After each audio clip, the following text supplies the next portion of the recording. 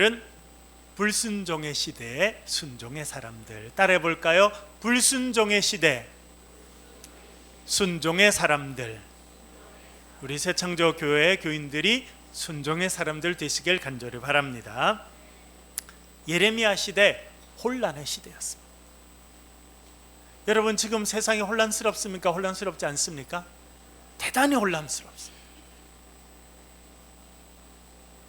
우크라이나 전쟁이 계속되고 그 여파로 아프리카에 수백만 명이 굶어 죽게 되는 일들이 생겼습니다.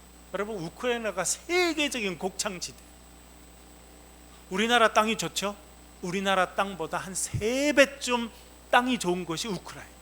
세계 곡창지대인데 전쟁이 터져서 밀농사를 못해요. 그러면 누가 못 먹느냐? 아프리카의 수많은 사람들이 먹죠. 수백만 명이 기아, 굶어 죽는 위기를 계속 겪고 있어요. 거대한 나라 미국이 여러 나라를 뒤었다 놨다 들었다. 미국과 중국이 본격적인 무역 전쟁 가운데 있습니다. 일본은 또 그 사이에 일본 이익을 중심으로 하는 그런 세력들이 커지고 우리나라 딱 가운데 껴 있습니다. 참 위기의 시대 살고 있습니다. 예레미야 시대의 위기의 시대였습니다. 왜냐하면 요시야라고 하는 아주 선한 왕이 있었어요. 여러분, 지도자가 선하고 지혜로우면 나라가 평안합니다. 그렇지 못하면 온 국민들이 고통을 받게 됐어요. 이 요시야 왕이 있을 때 종교개혁을 하고 유월절을 다시 지키고 하나님 말씀 중심으로 백성들이 예배를 드리고 살아가니까 평안하고 사람들이 기쁨이 넘치는 삶을 살았는데, 너무나 안타깝게도 이 요시야가 39살이라고 하는 젊은 나이에 죽게 됩니다. 그리고 그 아이들이, 그의 자녀들이 왕이 됐는데 지혜롭지 못했습니다. 믿음이 없었습니다. 그래서 혼란의 시대가 이어지게 되었습니다. 그에게 아들이 넷이 있었는데요, 첫째 아들은 아마 어릴 때 죽은 것 같습니다. 요하난이라는 아들은. 두 번째 아들이 여호야김, 세 번째 아들이 시드기야. 남유다의 마지막 왕이 시드기야죠. 네 번째 왕이 살룸인데 이 살룸이 여호아스란 이름으로 나중에 바뀌게 되고 이제 요시야 왕을 이어서 왕이 됩니다. 근데 왕이 되자마자 3개월 만에 자리에서 물러납니다. 왜? 애굽 왕이 야, 너 그만해. 그 3개월 만에 데리고 가버려요. 그리고는 여호야김이라는 두 번째 아들을 왕으로 세우게 됩니다. 어떤 사람이 지도자가 되느냐 너무 중요하죠. 우리가 지금 온몸으로 경험하고 있습니다. 전 세계가 지금 야, 누가 리더냐, 지금 그 혼란 가운데 있습니다. 이 두 번째 아들 여호야김, 대표적인 불순종의 사람입니다. 아버지는 훌륭한데 그 훌륭한 아버지 밑에서 자랐지만 훌륭함을 본받지 못했습니다. 믿음도 없고 믿음이 없기 때문에 순종하지 못하는 사람이었습니다.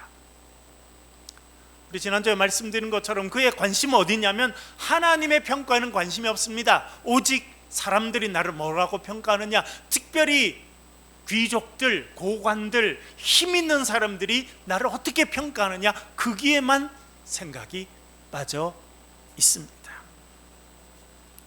이 여호야김 왕 때에 어떤 일이 있었냐면 예레미야는 갇혀 있습니다.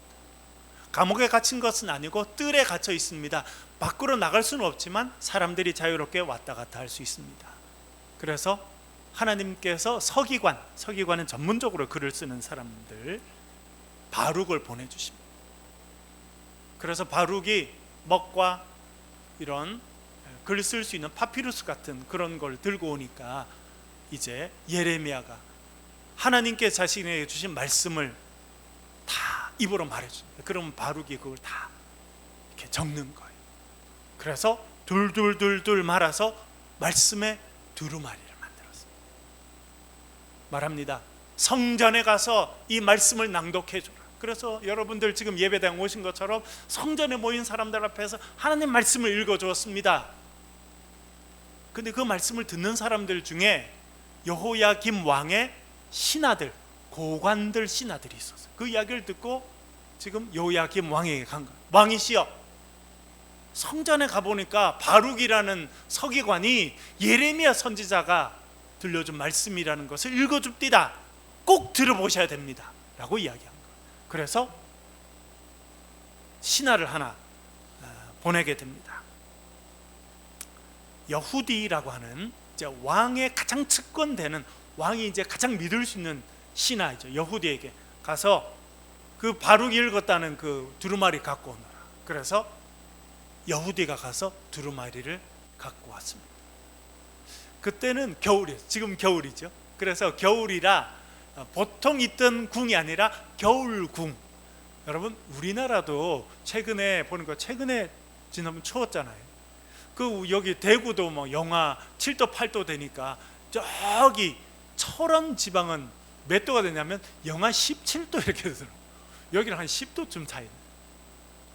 그리고 제가 그때쯤 보니까 제주도는요 영하 1도쯤이더라고요. 그러니까 우리나라 조그만데도 아래 위로 한 15도 16도까지 차이 나는 날이 있습니다. 그러니까 겨울이 되니까 좀 따뜻한 곳에 지어놓은 궁전에 간 거예요. 그리고 이제 추우니까 난로, 화로를 이렇게 불을 피워놓고 왕이 있고 이제 신하들이 옆에 있는데, 이제 여후디라고 하는 사람이 와서 그 바룩이 쓴 예레미야가 들려주신 말씀을 쓴 그것을 읽어준 거예요. 그랬더니 그 말씀을 듣다가 이렇게 행동합니다. 읽어볼게요. 36장 23절 읽어보겠습니다. 같이 읽겠습니다. 시작. 여후디가 서너 쪽을 낭독하면 왕이 칼로 그것을 연하여 베어 활로 불에 던져서 두루마리를 모두 태웠더라. 아멘 하기가 어렵죠. 어떻게 했다는 겁니까? 여후디가 서서 두루마리를 이렇게 돌려가면서, 두루마리는 옛날에 이렇게 생겼으니까 쭉 돌려가면서 쭉 읽으니까, 한참 읽으니까 왕이 가까이 오라. 칼을 갖고 와서 두루마리를 쭉 찢어가지고 화로에 던져. 또 읽으니까 또 쭉 찢어가지고 화로에 던져. 여러분, 이 지금 바룩이 들고 있는 두루마리는 하나님의 말씀이 적힌 하나님의 말씀, 지금 성경과 같은 것입니다. 그런데 그것을 안 듣는 정도가 아니라 어떻게 했다는 겁니까? 칼로 찢어서 태워버려. 여러분, 하나님의 말씀을 안 듣는 것도 참 불신앙인데, 그것에 넘어가서 하나님 말씀을 적극적으로 거부하고 더 나아가서 하나님 말씀을 제거해버린 겁니다. 왜 이 여호야김 왕은 하나님의 말씀을 듣지 않는 정도가 아니라 그것을 찢어서 칼로 잘라서 불에 집어넣어 버렸을까요? 자기 생각과 달라서 그랬어요. 자기 원하는 말씀이 아니라. 이런 분들이 참 많습니다. 하나님 말씀이 내 뜻과 맞으면 아멘 하기가 쉽습니다. 그러나 여러분, 하나님의 뜻이 내 뜻과 다르면 아멘 하기 쉽습니까? 어렵습니까? 어렵습니다.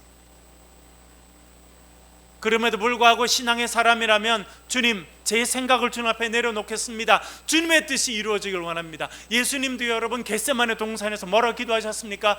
아버지여, 할만하시거든 이 잔을 내게서 지나가게 하시옵소서. 그러나 나의 뜻대로 아니라, 나의 원대로 아니라 아버지의 뜻이 이루어지길 원합니다 라고 기도한 것입니다. 그런데 이 왕은 말씀이 자기 마음에 안 들다고 칼로 쭉 찢어서 불에 태워. 그 당시 사람들의 불신앙과 불순종을 가장 극명하게 보여주는 사건입니다. 여러분, 제가 성경에 보니까 하나님의 말씀을 불로 태운 사건이 이 전에 있었습니까? 없었습니까? 이후에는요 없었습니다.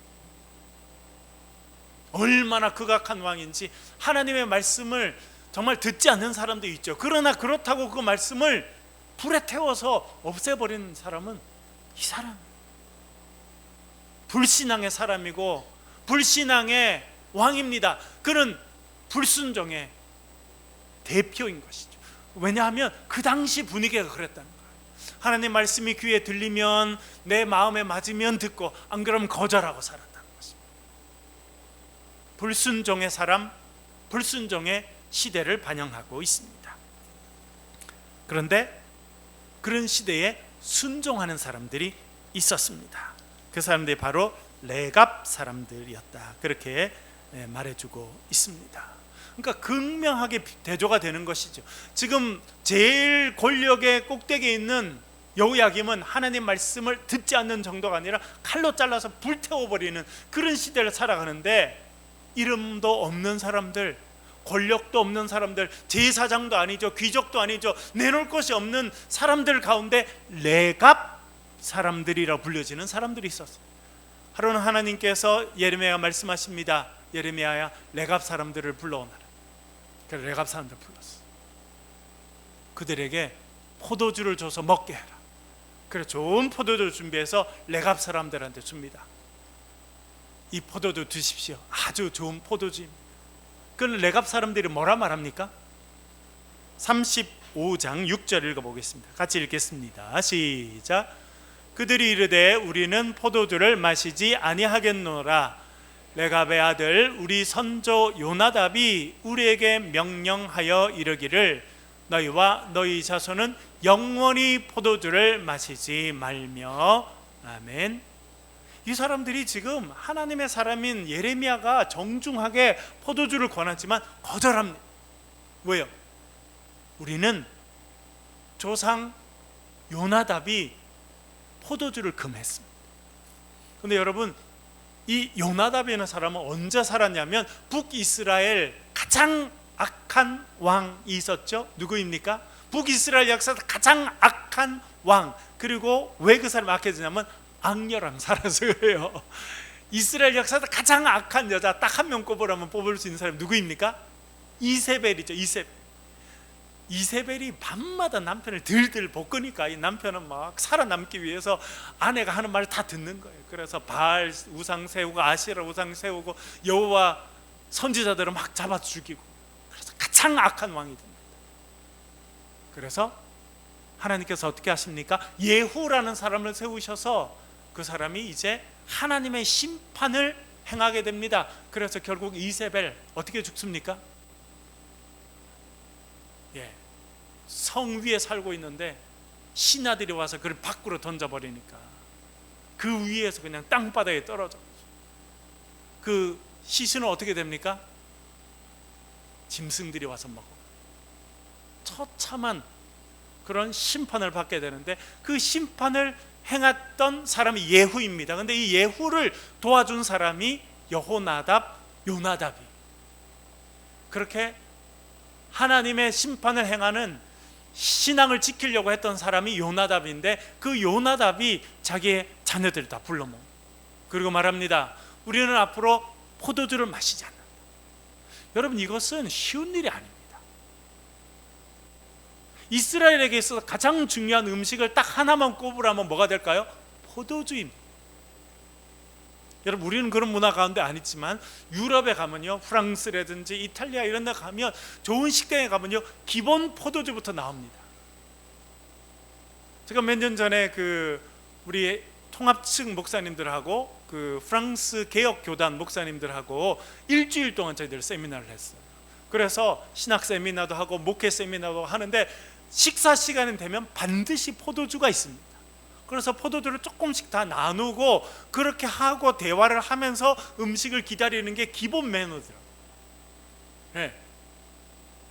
이 포도주가 얼마나 중요한지. 그런데 포도주를 먹지 말라. 그래서 이 레갑의 후손들은 그 말씀을 듣고 지킵니다. 근데 여러분, 이 이세벨이 죽던 그때부터 지금 예레미야 시대까지는 몇 년의 시간이 걸렸냐면 250년이 걸렸습니다. 그러니까 이 자손들은 몇 년 동안 지금 포도주를 안 먹었다는 겁니까? 250년 동안. 왜요? 우리의 선조, 우리 조상, 믿음의 조상이 우리 가문은 앞으로 포도주 마시지 않는다 했기 때문이라. 얼마나 비교가 됩니까? 그래서 하나님께서 이렇게 말씀하십니다. 같이 한번 읽어볼게요. 14절 읽겠습니다. 14절 시작. 레갑의 아들 요나답이 그의 자손에게 포도주를 마시지 말라 한 그 명령은 실행되도다. 그들은 그 선조의 명령을 순종하여 오늘까지 마시지 아니하거늘 내가 너희에게 말하고 끊임없이 말하여도 너희는 내게 순종하지 아니하도다. 아멘. 레갑의 후손들은, 레갑이라는 사람의 아들이 요나답이에요. 그래서 요나답의 아버지인 레갑의 이름으로 이 사람들 다 레갑 후손이라고 불렀어요. 이 사람들은 선조 한 명, 조상 한 명, 그것도 250년 전에 살았던 사람이 우리는 앞으로 포도주 마시지 않는다 했더니 이 백성들은요 250년 동안 이스라엘 문화에서 가장 중요한 음식 중에 하나인 포도주를 안 먹고 살았다. 지금까지 그걸 지키고 지내는데 이 남유다 백성들, 내가 끊임없이 선지자들을 보내서 이야기하지만 말씀을 듣지 않고 순종하지 아니야. 심지어 그 왕은 어떻게 한다는 겁니까?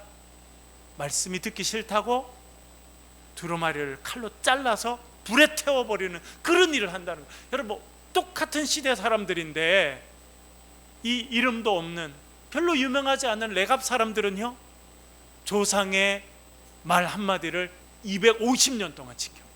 그러나 이 남유다의 많은 사람들, 심지어 왕이라는 사람도 불순종의 사람이고 말씀을 거절하는 사람, 얼마나 똑같은 시대를 살지만 전혀 다른 삶을 살아가는 두 사람을 하나님께서 대조하고 계신 것입니다. 여러분, 우리 오늘 6주년 예배를 드리고 있습니다. 여러분, 우리는 어떤 시대를 살고 있습니까? 불순종의 시대를 살고 있어요. 불신앙의 시대를 살고 있습니다. 혼란의 시대를 살고 있습니다. 혼란의 시대 때는요, 그래서 가짜 뉴스가 판을 치게 돼 있어요. 이단이 판치게 돼 있어요. 혼란의 시대, 우리를 더 혼란하게 만드는 일이 참 많습니다. 우리는 어떻게 살아가야 될지 깊이 고민하며 살아가야 합니다. 하나님께서 이렇게 말씀하십니다. 35장 18절 19절 읽어보겠습니다. 같이 읽겠습니다. 시작. 예레미야가 레갑 사람의 가문에게 이르되 만군의 여호와 이스라엘의 하나님께서 이와 같이 말씀하시기를 너희가 너희 선조 요나답의 명령을 순종하여 그의 모든 규례를 지키며 그가 너희에게 명령한 것을 행하였도다. 그러므로 만군의 여호와 이스라엘의 하나님께서 이와 같이 말씀하시니라. 레갑의 아들 요나답에게서 내 앞에 설 사람이 영원히 끊어지지 아니하리라 하시니라. 아멘. 제일 마지막 부분이 제일 중요합니다. 레갑의 아들 요나답의 후손 가운데 내 앞에 설 사람이 영원히 끊어지지 않는다. 여러분, 왕 앞에 누가 섭니까? 여쭤볼게요. 여러분, 우리나라 대통령 1대1로 만난 사람 손 들어보세요. 여러분 뽑아놓고 왜 한 번도 못 만났어요? 그쪽 위치가 안 돼서 그래요. 여러분들이 아주 유명한 학자가 된다든지 아주 세계적인 기업가가 된다든지 하면 대통령이 불러요. 만나자고. 그러면 대통령이랑 얼굴 딱 대고 이렇게 만날 수 있는데 우리 중엔 그런 사람 아직도 아무도 없는 거예요. 심지어 왕 앞에도 그럴 때인데 하나님 뭐라 말씀하십니까? 레갑의 아들 요나답의 후손 가운데서는 내 앞에 설. 여러분, 하나님 앞에 선다는 것은 누굴 의미하겠습니까? 특별한 사명을 맡은 사람만 하나님 앞에 설 수 있습니다. 왕이 하나님 앞에 설 수 있었고요, 제사장들이 하나님 앞에 설 수 있었고, 선지자들, 하나님께서 그 시대에 특별히 사용하는 사람이 하나님 앞에 서 있는 사람들, 하나님 앞에 설 수 있는 사람이었습니다. 하나님 뭐라 말씀하십니까? 이 조상 한마디를 듣고 250년 동안 포도주를 마시지 않는 이 순종의 사람들, 레갑 사람들, 그 후손 가운데 영원히 내 앞에 설 사람들이 날 것이다. 여러분, 우리 6주년을 맞이하는 우리 모두가 레갑 사람들처럼 순종의 인생으로 살아가시길 주의 이름으로 간절히 축원합니다.